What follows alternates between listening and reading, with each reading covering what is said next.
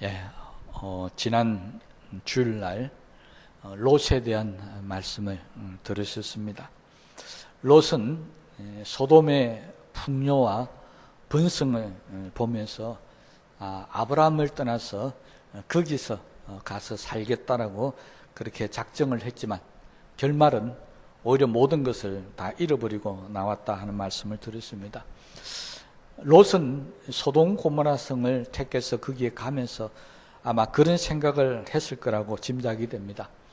지금 여기보다는 아브라함과 함께 사는 이 메마른 땅보다는 저 에덴 동산 같이 풍요로운 저 소돔 지역에 가서 살면은 분명히 얼마 되지 않으면은 이곳에 사는 아브라함 삼촌보다 내가 훨씬 더 잘 살게 될 것이다. 아마 그런 생각을 했을 것이라고 짐작합니다. 왜냐하면 우리도 똑같은 생각을 하고 있기 때문에 그렇습니다. 우리도 각박하고 척박한 땅에 사는 것보다는 기름진 땅, 그다음에 넓은 초원 있는 그런 곳에 살면은 훨씬 더 잘 살 것이라고 그렇게 생각하고 있습니다. 어떤 누구도 아브라함이 사는 그 땅이 더 잘 될 것이라고 생각을 할 수 없었다는 것입니다. 다 롯처럼 소돔 고모라 같은 데 가서 살아야 잘 살지 그런 생각을 가질 수밖에 없습니다. 그런데 우리는 롯이 가졌던 이 생각, 또 여러분이 가지고 있는 이 생각 속에 한 가지 잘못 생각하는 것이 있다는 것을 알아야 합니다. 그것은 뭐냐니까 우리는 항상 좋은 곳에 가야 되고 좋은 환경 속에서 그렇게 살아야만이 잘 산다는 생각입니다. 아브라함이 살았던 땅은 소돔보다 훨씬 못했습니다.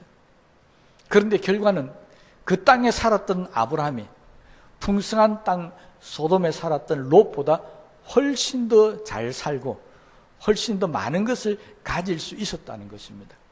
이것은 하나님의 백성들이 살아가는 삶의 방법이 어떤 것인가 하는 것을 우리에게 분명히 말씀해 주고 있으며 우리는 세상 사람들이 사는 그런 생각으로 살면 안 된다는 것을 우리에게 지금 가르쳐 주고 있습니다. 세상의 모든 사람들은 좋은 땅에서 살아야 잘 되는 것입니다. 나쁜 땅에서 살면 안 됩니다. 그런데 결과는 좋은 땅에 살았던 롯보다는 나쁜 땅에 살았던 아브라함이 훨씬 더 큰 복을 받고 잘 되었다는 것입니다.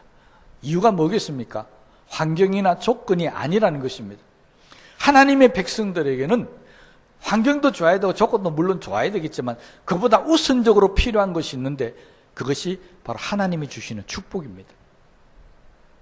아브라함이 잘 살 수 있었던 것은 하나님께서 아브라함에게 주신 축복 때문이었지 땅이 좋아서가 아닙니다. 아브라함의 수단이나 방법이 좋아서가 아니라는 것입니다. 그런데 오늘 많은 사람들은 이것을 잃어버리고 삽니다. 하나님의 축복을 받으면 메마른 땅에서도 내 조건이 아무리 어렵고 힘들더라도 잘 될 수 있다라고 하는 이 단순한 신앙의 법칙을 사람들은 잃어버리고 있습니다. 그래서 세상 속에 빠져 살면서 우리도 롯처럼 소돔같이 환경이 좋고 조건이 좋아야만 잘 살 수 있다라고 착각 속에 살고 있다는 것입니다. 이렇게 하면 우리는 정말 아브라함과 같은 복을 받을 수가 없습니다.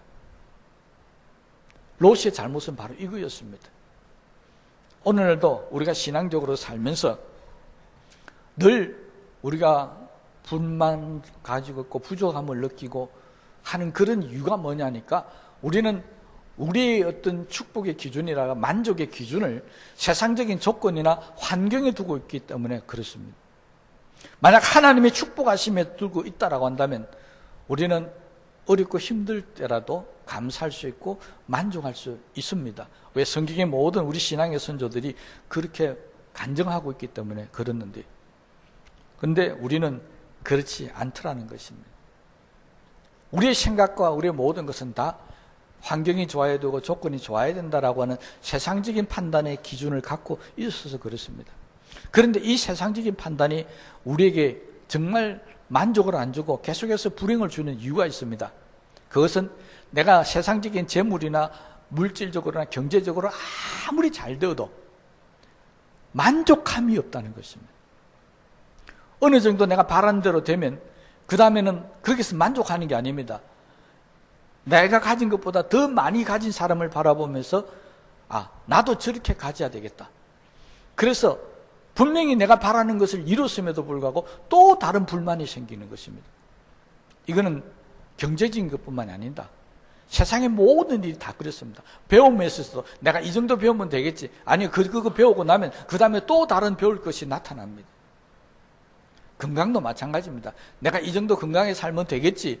그래서 그 정도 건강이 됐는데요. 그럼 만족해야 될 거지 않습니까? 그런데 안 그렇습니다. 또 더 만족스럽게 그렇게 살아가고 싶다라고 하는 것입니다. 그래서 우리 인생은 항상 불만족입니다. 재물에 대해서도 불만족이고, 내 건강에 대해서 불만족이고, 살아가는 삶에 대해서도 불만족이고. 왜 우리가 불만족 갖고 살 수밖에 없느냐? 우리는 항상 부족함을 느끼기 때문에 그렇습니다.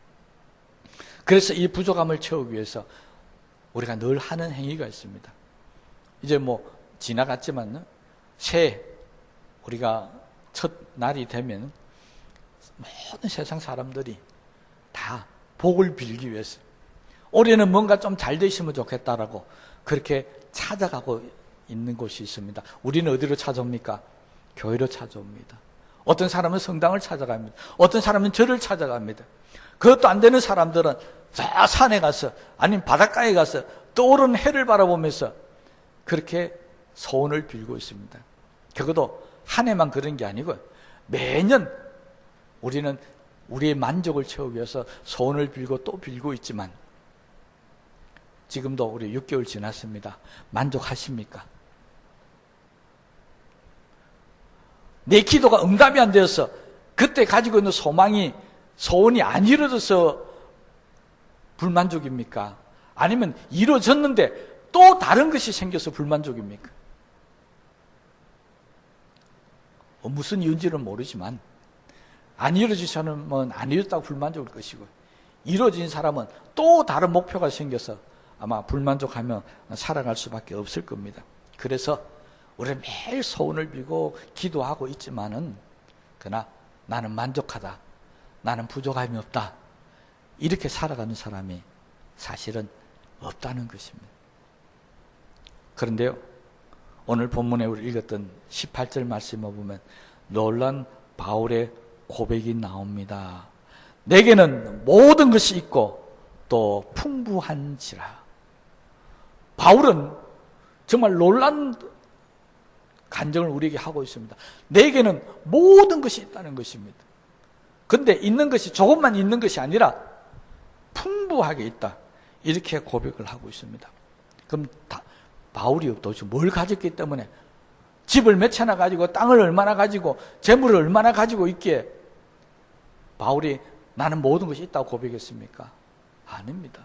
그 앞에 돌아가면 12절의 말씀에 보면 나는 비천에 처할 줄도 알고 풍부에 처할 줄도 알아. 모든 일 곧 배고픔과 배부름과 풍부와 궁핍에도 처할 줄 아는 일체의 비결을 배웠노라. 이 말은 무슨 말일까? 배도 고파봤다는 겁니다. 빈곤해봤다는 것입니다. 고통도 당해봤습니다. 그러면 지금은 어떠느냐? 지금도 그렇습니다. 그런데 왜 바울은 그렇게 빈곤하고 배고프고 지금도 힘들게 살면서도 나에게는 모든 것이 있다라고 이야기합니까? 나는 왜 풍부하다고 이야기합니까? 그것은 세상 사람들이 가지고 있지 못한 것을 가지고 있어서 그렇습니다. 바울이 가지고 있었던 그게 뭡니까? 바로 하나님의 은혜였습니다. 뒤에 곧 고백합니다. 나의 하나님께서 너희 모든 쓸 것을 채우시고 풍부하게 공급해 주실 것이다. 이 말은 바울은 하나님이 계시니까 나에게는 모든 것이 있는 것이었다는 것입니다. 하나님이 계시니까 나는 부족함이 없이 늘 풍부하더라는 것입니다. 이것이 바울이 빌립보 교회 교인들에게 했던 간증이었습니다. 바울만 그런 줄 아십니까? 우리가 너무나도 잘 알고 있는 시편 23편 다윗 왕은 이렇게 고백했지 않습니까? 내게 부족함이 많다? 아니, 없으리로다. 다윗도 하나님 앞에 고백하면서 내게 정말 부족함이 없습니다. 이렇게 고백했다는 것입니다. 다윗이 왕이었기 때문에요? 다윗이 세상의 모든 권력을 갖고 부귀영화를 갖고 있어서 그렇습니까? 아닙니다. 이때는 쫓겨 도망 다닐 때입니다. 그럼에도 불구하고 그는 내가 부족함이 없다. 여러분, 바울도 그렇고 다윗도 그렇고 이런 고백을 하는 이유가 어디 있습니까? 그것은 그들에게는 물질도 없고 명예도 없고 다 이제 다 사라지고, 이제는 다 가지고 있지만 지금은 다 없습니다. 다 사라지고 없습니다. 그런데 지금 하나님께서 자신들과 함께 하더라는 것입니다. 나에게 하나님이 함께 하시고 나에게 하나님의 은혜가 있고 나에게 하나님의 축복하심이 있다는 것입니다. 그래서 그들은 부족함이 없다라고 고백하고 있습니다.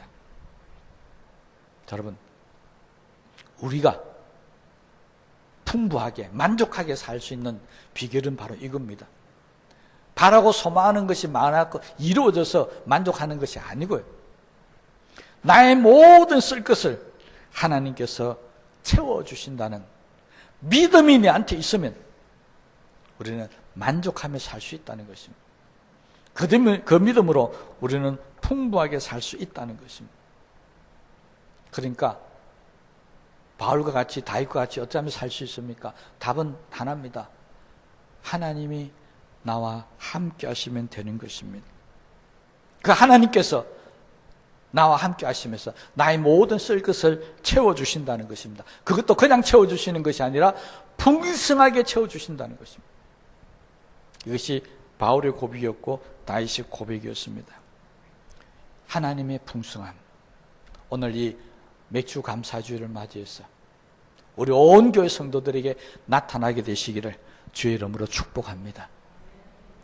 다윗이 누렸던 그 하나님의 풍성함, 바울이 누렸던 그 하나님의 풍성함, 이 풍성함이 우리 가운데 있으면 비록 우리가 지금 힘들고 어렵게 살지만 내 마음만큼은 정말 부족함이 없이 기뻐하며 감사하며 살아가게 될 줄로 믿습니다. 예수님은 하나님께서 우리에게 축복하실 때 얼마나 풍성하게 축복하시는가, 이 땅에 오셔서 예수님의 삶 속에 우리에게 수많은 것을 보여주십니다. 가장 대표적인 우리가 잘 알고 있는 바로 오병이어의 기적입니다. 하나님께서 5,000명을 다 먹이시고 끝 아니었습니다. 성경은 그 다음에 12광주리가 남았더라.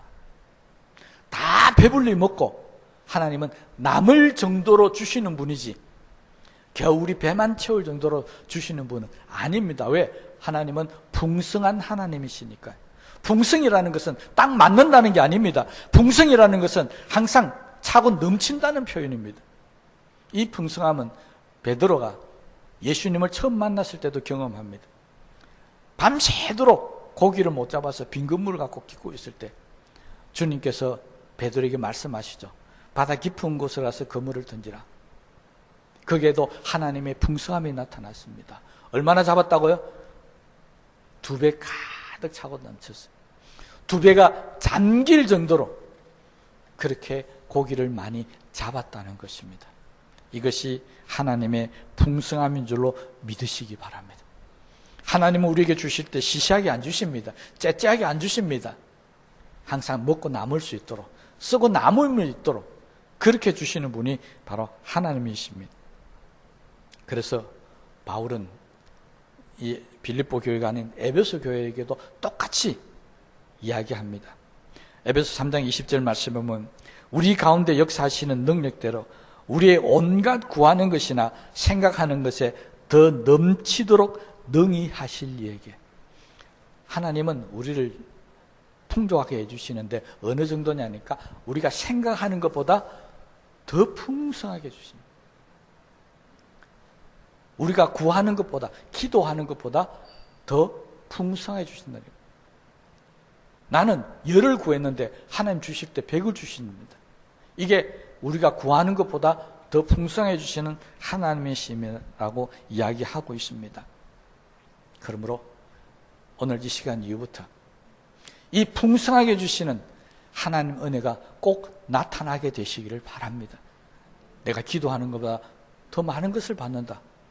얼마나 기쁜 일이겠습니까? 내가 바라는 것보다 더 좋은 일들이 많이 생긴다. 얼마나 좋겠습니까? 하나님은 바로 이런 것입니다. 사람들은 그렇지 않습니다. 사람들은 어떻게 합니까? 어쩌든지 줄 때 적게 주려고 깎아서 주려고 그럽니다. 그러잖아요. 제가 지금도 기억이 나는 일이 있습니다. 옛날에 저희들 어릴 때는 이 먹고 사는 게 힘든 시절이 되어가지고 가서 보면은 한 말 아니면 5대 쌀을 이렇게 사서 먹었던 시절이 있었습니다. 그때 제가 분명히 가서 쌀 1대 2대 재는 거 보거든요. 딱 보고 10대. 그래서 한 말을 가지고 사가 집에 옵니다. 그럼 집에 오면은 이게 이제 제대로 가져왔는지 안 그런지 우리 어머니 꼭 검사를 해요. 근데 딱 집에서 대보면 꼭 이상하게 반대나 심할 때는 1대 정도까지가 모자랍니다. 내가 분명히 10대 되는 거 세웠거든요. 근데 집에 와서 보면 그게 9대가 돼 있고 9대 반이 돼가 있는 거예요. 정말 어릴 때는 이거 왜 이렇지 이해가 안 됐습니다. 그래서 맨날 야단 맞고 그랬거든요. 똑바로 못 사온다고. 그 왜 그런지 여러분 아시죠? 이 대는 옛날 어른들이 이게 쌀집에서 대는 기술이 정말 좋대 그래요. 그것도 싹 깎아주는 게 아니고 항상 보면 마지막에 가서 약간 안 깎고 주거든요. 그래서 이거 분명 10대가 넘겠다 생각하는데 가면 아닙니다. 사람들은 줄 때 어떻게든 깎고 가서 그렇게 줍니다. 여러분 사랑하는 자녀들한테 용돈 줄 때도 깎지 마시고 그냥 주십시오. 뭐 달라면 엄마 10,000원 그럼 뭐 쓸 때 온갖 따지다가 얼마 줍니까? 한 5,000원 정도 주고요. 10,000원 주는 분 있으면 정말 그분은 대단한 엄마입니다.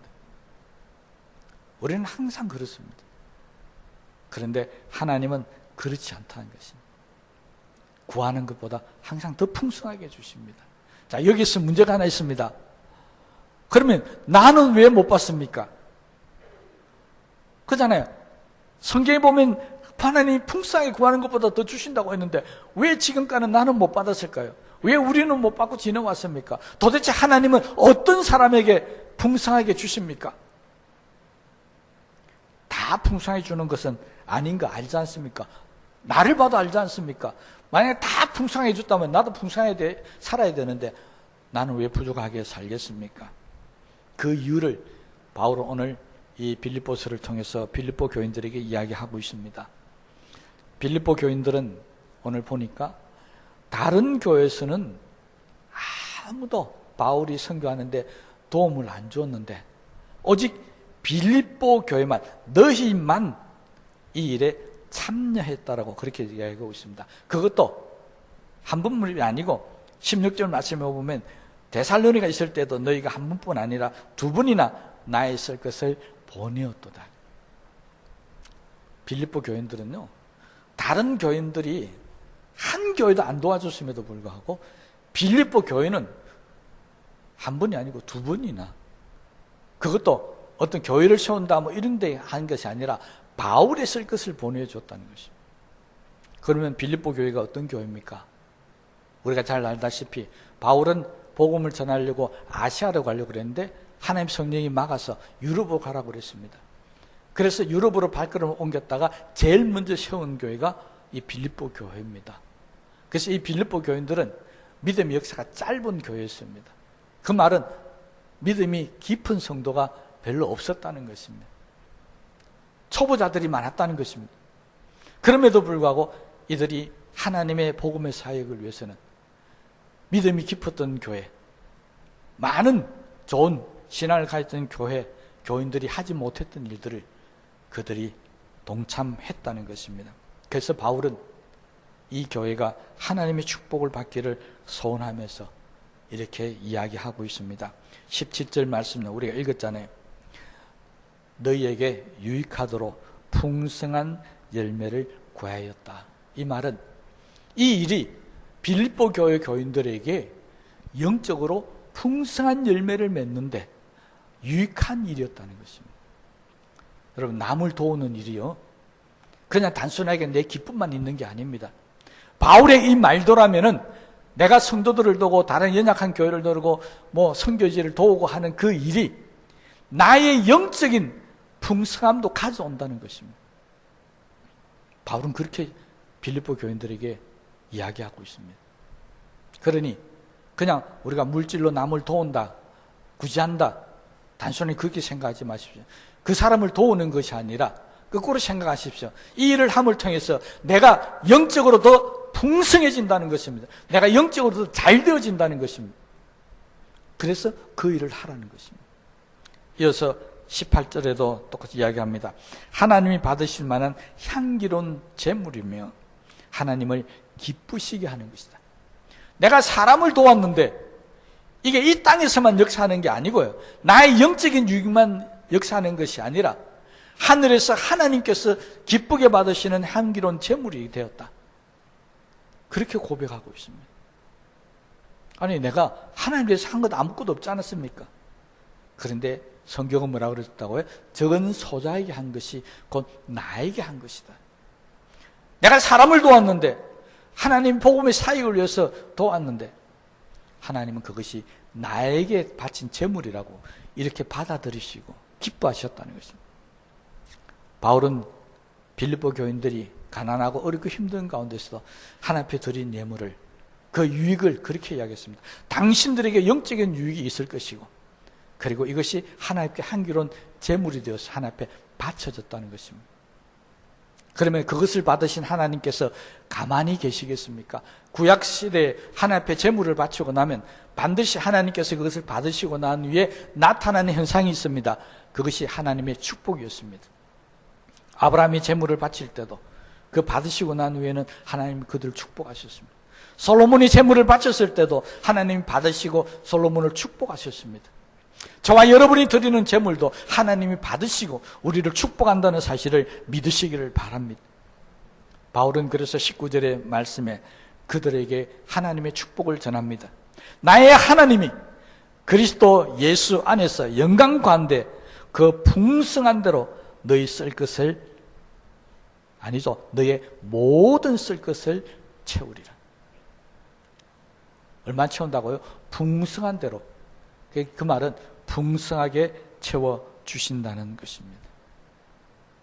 이것이 하나님이 축복하시는 사람의 모습입니다. 여기에서 한 가지 착각하면 안 되는 게 있습니다. 그러면 우리가 하나님 앞에 드리고 하나님 믿음으로 살면 다 부자가 됩니까? 그건 아닙니다.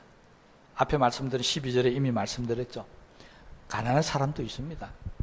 고통당하고 아픔을 당하는 사람도 있습니다. 배고픈 사람도 있습니다. 그렇지만 하나님께서 은혜를 풍성히 주시면은 그걸 해결할 수 있고 또 해결되지 않더라도 은혜로 말미암아서 빈곤한 가운데서 만족함을 누릴 수 있다는 것입니다. 바울은 그래서 내가 모든 것에 부족함이 없다라고 그렇게 지금 말을 하고 있습니다. 여러분, 하나님은 우리의 모든 쓸 것을 풍성하게 채워주신 분이야 사실을 믿으시기를 바랍니다. 그런데 이 풍성함을 채워주실 때 뭐라고 이야기하냐고요? 아까 에베소 교인들에게 이야기했죠. 너희 생각하는 것보다 훨씬 더 넘치게 해주시겠다.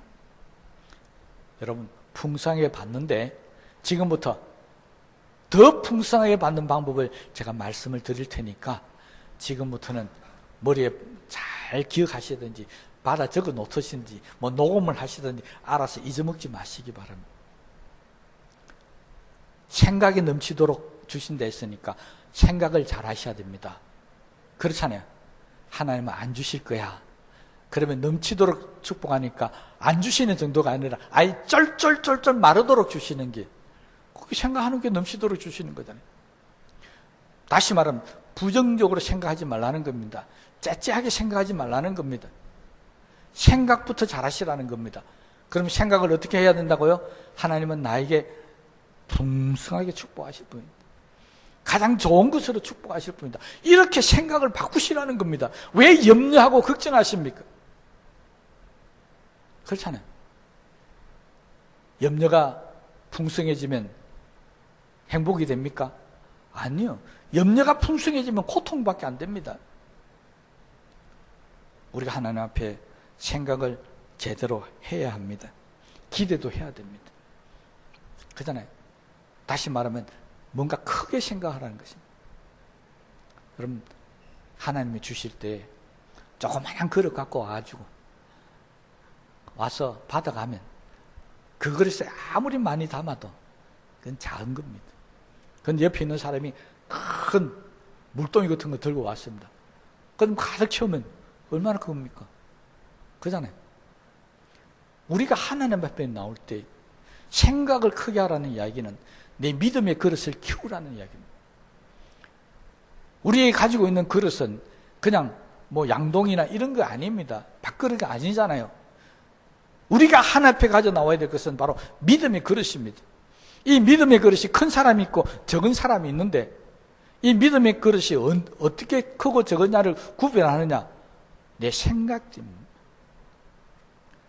여러분, 생각을 바꾸십시오. 나는 믿음이 적은 사람이다. 그렇게 생각하지 마십시오. 나는 믿음이 큰 사람이라고 생각하십시오. 나는 믿음의 큰 그릇을 가진 사람이다. 그러니 하나님 나를 축복하시면 크게 축복하실 것이라고 그렇게 생각하셔야 됩니다.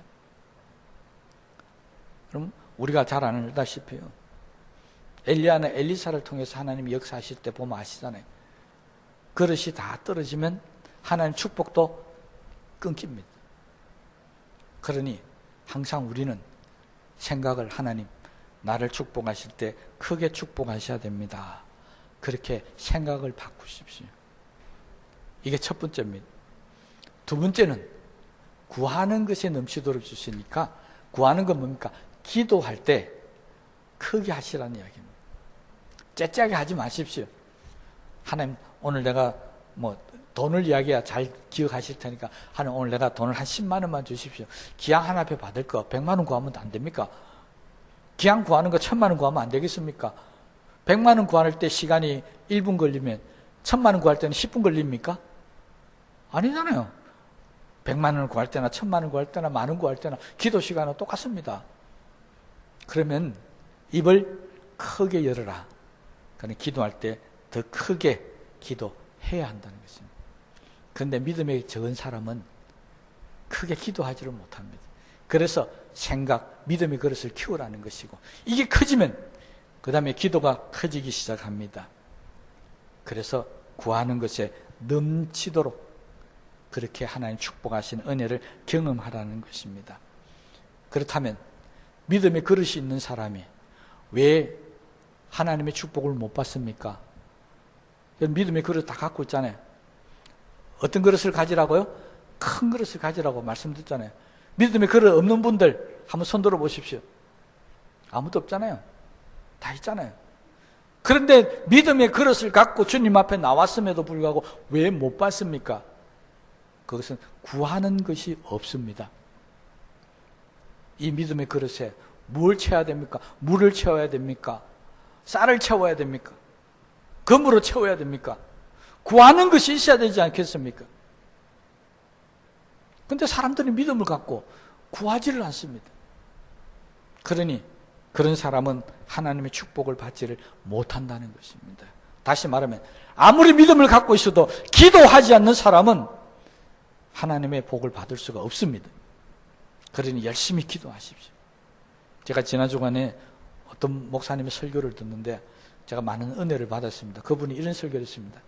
요즘 현대 교인들은 성경도 잘 보고 공부도 잘하고 다 잘한답니다. 그런데 이전의 교인들보다 정말로 반대 안 되고 줄어든 게 있는데 그게 기도 시간이랍니다. 저도 거기에 공감합니다. 현대 교인들은 기도 시간이 자꾸 줄어들고 있습니다. 그래서 그분은 설교하면서 이렇게 하겠습니다. 우리 교인들은 기도 시간을 이제 늘려봅시다. 30분 기도하는 사람 이제 1시간 기도하도록 노력을 하십시오. 1시간 기도하는 사람 2시간 하도록 그렇게 도전해 보시기 바랍니다. 그 설교를 듣고 제가 얼마나 은혜를 받은지 모릅니다. 그래서 나도 이번 주 설교할 때 똑같이 말씀드려야 되겠다. 저도 똑같이 말씀드립니다. 지금까지 10분 기도하신 분들은 기도 시간을 30분으로 한번 늘려보십시다. 30분 기도하신 분들 50분 1시간 늘려보십시다. 기도 시간이 늘어나면 늘을수록 우리가 구하는 것이 늘어나고, 구하는 것이 늘어날수록 하나님 앞에 받는 것이 늘어난다는 사실을 깨달으시기를 바랍니다. 그래야 우리는 하나님의 축복이 자꾸 늘어갈 수 있습니다. 그리고 마지막 세 번째, 하나님 나에게 충성하게 채워주시거든 이제는 하나님 앞에 열심히 드리시기를 바랍니다.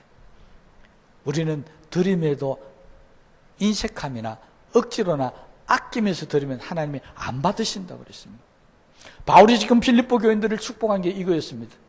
그들은 정말 어렵고 힘든 교인들임에도 불구하고, 믿음도 적은 교인임에도 불구하고 하나님 앞에 드리기를 기뻐했기 때문에 하나님께서 너희 모든 쓸 것을 풍성하게 채울 것이라고 그들을 향해서 지금 축복하고 있다는 것입니다. 여러분, 하나님 어떠신 분이라고? 우리 아버지십니다. 하나님은 풍성하신 분입니다. 이 땅을 창조하신 창조주입니다. 하나님에게 뭐가 부족함이 있고 하나님께 뭐가 모자람이 있겠습니까? 그런데 하나님의 자녀라는 우리는 왜 이렇게 부족함 투성이고 모자람 투성입니까? 왜 그렇습니까? 믿음이 없어서 그럴 수 있고 기도 안 했어도 그럴 수 있겠지만요, 하나님 앞에 드림에 인색했기 때문에, 궁핍했기 때문에, 체면이나 이런 것 때문에 억지로 드렸기 때문에 혹시 하나님 앞에 받지 못하는 그런 일들이 있지는 않겠습니까? 시간 관계상 오늘 제가 세 가지를 말씀드립니다. 내가 왜 부족함으로 살고 있는지, 내가 왜 풍요롭지 못한지, 오늘 그 원인을 꼭 찾아서 돌아가시기 바랍니다. 만약 오늘 제가 말씀드린 대로 생각과 믿음이 잘못되었다면 그 잘못을 바로 잡으십시오. 기도를 하지 않았다면 지금부터라도 열심히 기도하시기 바랍니다. 하나님 앞에 드림이 인식했다라고 한다면 이제 하나님 앞에 기쁨으로 정성껏 있는 대로 하나님 앞에 한번 드려보시기 바랍니다. 그 외에 어떤 문제가 있는지를 모르지만 내 문제점을 발견하였어. 이제는 하나님께 나에게 풍성하게 부족함이 없이 채우시는 은혜가 꼭 오늘 이 맥주 감사주의를 통해서 우리 온 교회 성도들에게 나타나기를 축원합니다. 그래서 바울처럼 우리도 같이 고백합시다. 나의 모든 쓸 것을 하나님이 채워주셨다. 얼마나요? 풍성하게 채워주셨다. 다윗처럼 나는 내게 부족함이 없다. 여호와가 나의 목자시니 내게 부족함이 없으리로다. 우리도 그렇게 한번 말하면서 살아가는 역사가 일어나게 되시기를 바랍니다. 그것이 바로 우리가 감사주일 예배를 드리는 이유입니다. 오늘 제가 말씀을 생각하시면서 한번 기도하십시다.